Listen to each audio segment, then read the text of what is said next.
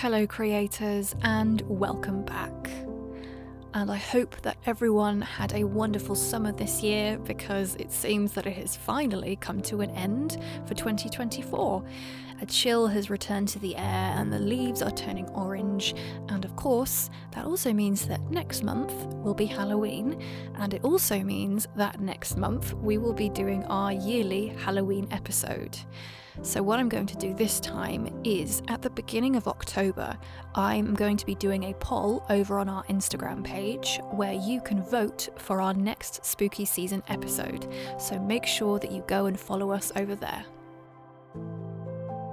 And today we are going to be reading Chapter 3 of Carmilla by Sheridan Le Fanu. So if you want to go and listen to the first two chapters, they are all up on Spotify and iTunes, on our website, and all of our usual streaming platforms. So, take a moment to get cozy and comfortable and drift off.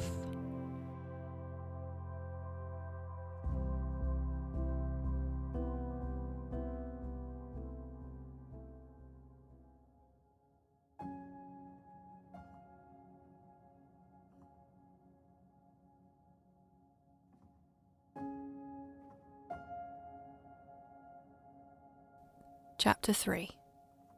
We compare notes. We followed the cortege with our eyes until it was swiftly lost to sight in the misty wood, and the very sound of the hooves and wheels died away in the silent night air. Nothing remained to assure us that the adventure had not been an illusion of a moment, but the young lady, who, just as that moment, opened her eyes. I could not see, for her face was turned from me, but she raised her head, evidently looking about her, and I heard a very sweet voice ask, complainingly, "Where is Mamma?" Our good Madame Paradon answered tenderly and added some comfortable assurances. I then heard her ask, "Where am I? What is this place?" And after that she said, "I don't see the carriage. And Matska, where is she?"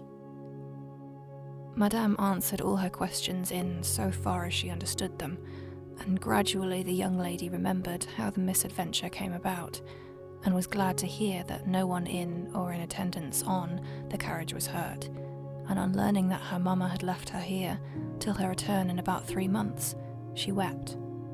I was going to add my consolations to those of Madame Paradon when Mademoiselle de la Fontaine placed her hand upon my arm, saying, "Don't approach. Don't approach. One at a time is as much as at present she can converse with. A very little excitement would possibly overpower her now. As soon as she is comfortably in bed, I thought, I will run up to her room and see her." My father, in the meantime, had sent a servant on horseback for the physician, who lived about 2 leagues away, and a bedroom was being prepared for the young lady's reception. The stranger now rose, and leaning on Madame's arm, walked slowly over the drawbridge and into the castle gate. In the hall, servants waited to receive her, and she was conducted forthwith to her room. The room we usually sat in, as our drawing room is long, having 4 windows that looked over the moat and drawbridge upon the forest scene I have just described. It is furnished in old carved oak, with large carved cabinets, and the chairs are cushioned with crimson Utrecht velvet. The walls are covered with tapestry and surrounded with great gold frames, the figures being as large as life, in ancient and very curious costume, and the subjects representing are hunting, hawking, and generally festive. It is not too stately to be extremely comfortable, and here we had our tea, for with his usual patriotic leanings, he insisted that the national beverage should make its appearance regularly with our coffee and chocolate. We sat here this night, and with candles lighted, were talking over the adventure of the evening. Madame Paradon and Mademoiselle de la Fontaine were both of our party. The young stranger had hardly lain down in her bed when she sank into a deep sleep, and those ladies had left in the care of a servant. "How do you like our guest?" I asked, as soon as Madame entered. "Tell me all about her." "I like her extremely," answered Madame. "She is, I almost think, the prettiest creature I ever saw. About your age, and so gentle and nice." "She is absolutely beautiful," threw in Mademoiselle, who had peeped for a moment into the stranger's room. "And such a sweet voice," added Madame Perrodon. "Did you remark a woman in the carriage, after it was set up again, who did not get out?" inquired Mademoiselle, "but only looked from the window?" "No, we had not seen her." Then she described a black woman with a sort of coloured turban on her head, and who was gazing all the time from the carriage window, nodding and grinning derisively towards the ladies, with gleaming eyes and large white eyeballs, and her teeth set as if in fury. "Did you remark that an ill-looking pack of men the servants were?" asked Madame.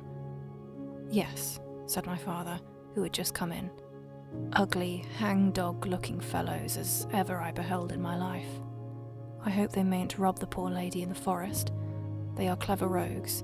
However, they got anything to rights in a minute." "I dare say they are worn out with too long travelling," said Madame. "Besides looking wicked, their faces were so strangely lean and dark and sullen. I am very curious, I own, but I dare say the young lady will tell you about it tomorrow, if she is sufficiently recovered." "I don't think she will," said my father with a mysterious smile, and a little nod of his head, as if he knew more about it than he cared to tell us. This made us all the more inquisitive as to what had passed between him and the lady in the black velvet, in the brief but earnest interview that had immediately preceded her departure. We were scarcely alone when I entreated him to tell me. He did not need much pressing. "There is no particular reason why I should not tell you. She expressed a reluctance to trouble us with the care of her daughter, saying she was in delicate health and nervous, but not subject to any kind of seizure. She volunteered that, nor to any illusion, being, in fact, perfectly sane." "How very odd to say that," I interpolated. "It was so unnecessary." "At all events, it was said," he laughed. "And as you wish to know all that passed, which was indeed very little, I tell you." She then said, "I am making a long journey of vital importance." She emphasized the word. "Rapid and secret. I shall return for my child in 3 months. In the meantime, she will be silent as to who we are, whence we come, and whither we are travelling." That is all she said. She spoke very pure French. When she said the word secret, she paused for a few seconds, looking sternly, her eyes fixed on mine. I fancy she makes a great point of that. You saw how quickly she was gone. I hope I have not done a very foolish thing in taking charge of the young lady. For my part, I was delighted. I was longing to see and talk to her, and only waiting till the doctor should give me leave. You who live in towns can have no idea how great an event the introduction of a new friend is in such a solitude as surrounded us. The doctor did not arrive till early 1 o'clock, but I could no more have gone to my bed and slept than I could have overtaken on foot the carriage in which the princess in black velvet had driven away. When the physician came down to the drawing-room, it was to report very favourably upon his patient. She was now sitting up, her pulse quite regular, apparently perfectly well. She had sustained no injury, and the little shock to her nerves had passed away quite harmlessly. There could be no harm, certainly, in my seeing her, if we both wished it, and with the permission I sent forthwith to know whether she would allow me to visit her for a few minutes in her room. The servant returned immediately to say that she desired nothing more. You may be sure I was not long in availing myself of this permission. Our visitor lay in one of the handsomest rooms in the Schloss. It was, perhaps, a little stately. There was a sombre piece of tapestry opposite the foot of the bed, representing Cleopatra with the asps of her bosom, and their solemn classic scenes were displayed, a little faded, upon the other walls. But there was a gold carving, and rich and varied colour enough in the other decorations of the room to more than redeem the gloom of the old tapestry. There were candles at the bedside. She was sitting up, her slender, pretty figure enveloped in the soft silk dressing gown, embroidered with flowers and lined with thick quilted silk, which her mother had thrown over her feet as she lay upon the ground. What was it that, as I reached the bedside and had just begun my little greeting, struck me dumb in a moment and made me recoil a step or two from before her? I will tell you. I saw the very face which had visited me in my childhood at night, which remained so fixed in my memory, and on which I had for so many years so often ruminated with horror when no one suspected of what I was thinking. It was pretty, even beautiful, and when I first beheld it, wore the same melancholy expression. But this almost instantly lighted into the strange fixed smile of recognition. There was a silence of fully a minute, and then at length she spoke. I could not. "How wonderful," she exclaimed.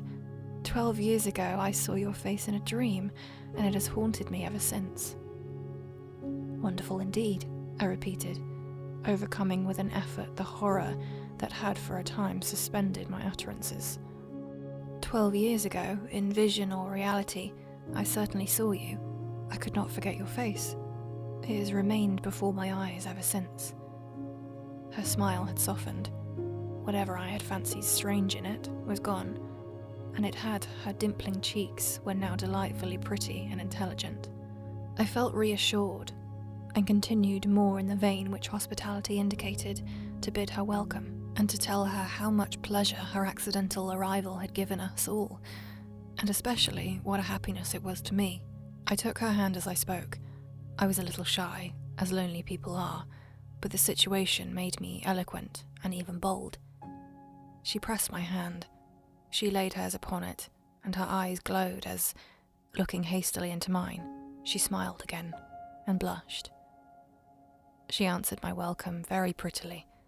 I sat down beside her, still wondering, and she said, "I must tell you my vision about you. It is so very strange that you and I should have had each of the other so vivid a dream, that each should have seen, I you and you me, looking as we do now, when of course we both were mere children. I was about 6 years old, a child, and I awoke from a confusion and troubled dream, and found myself in a room, unlike my nursery, wainscoted clumsily in some dark wood, and with cupboards and bedsteads and chairs and benches placed about it. The beds were, I thought, all empty, and the room itself without anyone but myself in it, and I, after looking about me for some time, and admiring especially an iron candlestick with 2 branches, which I should certainly know again, crept under one of the beds to reach the window. But as I got from under the bed, I heard someone crying, and looking up, while I was still upon my knees, I saw you. Most assuredly you, as I see you now. A beautiful young lady with golden hair and large blue eyes, and lips. Your lips. You as you are here. Your looks won me.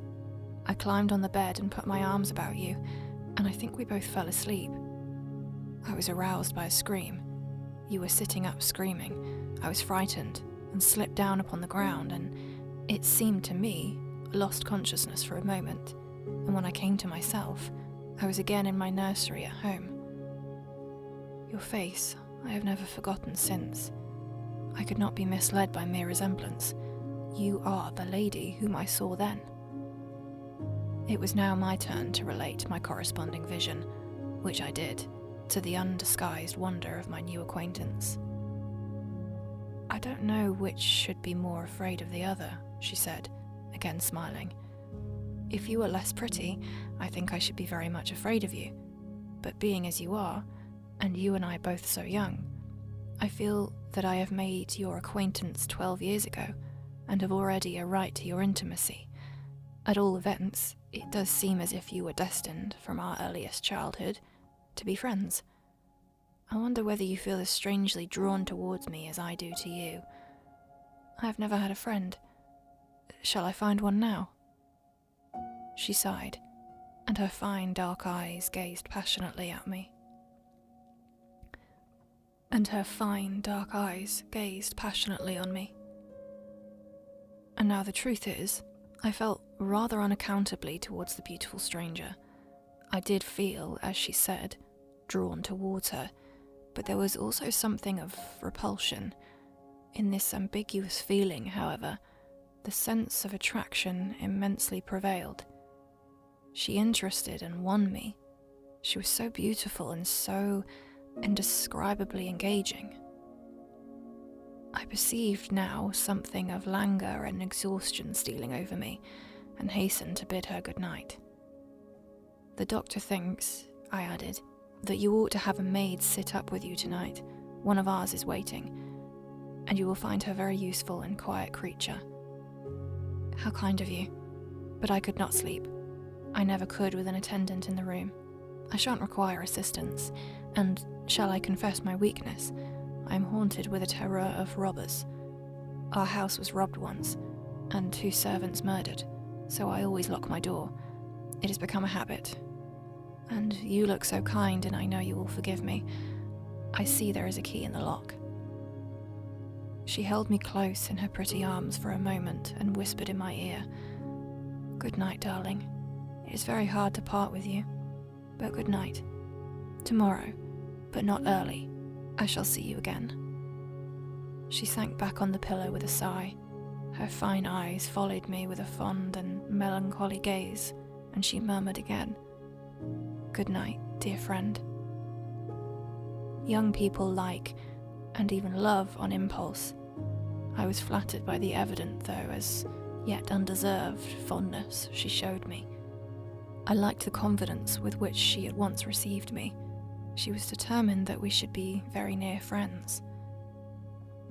Next day came, and we met again. I was delighted with my companion, that is to say, in many respects. Her looks lost nothing in daylight.